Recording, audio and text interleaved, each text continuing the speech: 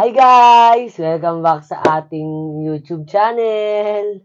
So, for today's video, kahit short video lang to is, ipapakita ko sa inyo yung binigay sa akin ni Santa Valerie galing sa Puma sa SM North EDSA na bag.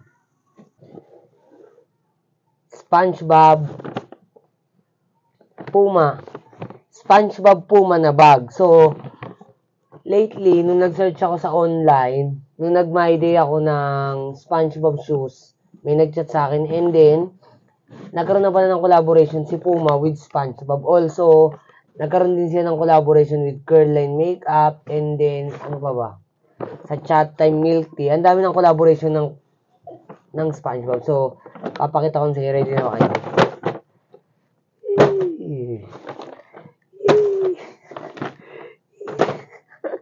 So, yun guys, ito na yung SpongeBob na bag. So guys, ito yung SpongeBob bag. Ito yung unahan. Yan. Plastic pa yan guys ha, hindi pa binubuksan yan. Ito yung stock in likod.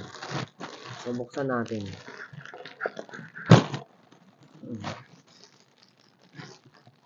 Yan guys. Binuksan ko na guys. So ito yung pinaka-itsura niya guys. Buksan na natin yung nabuksan ko na iba yung pinaka-plastic. Papakita ko na sa inyo. So ito siya guys. Oh. Yan. Ang style niya is parang body bag. Tapos ito kasama niya lang yun. SpongeBob collaboration with Puma. So bali parang dalawa siya lumalabas. Ayun o. May gantong tali. At the same time, yung ganito yung makapal. Tanggalin natin.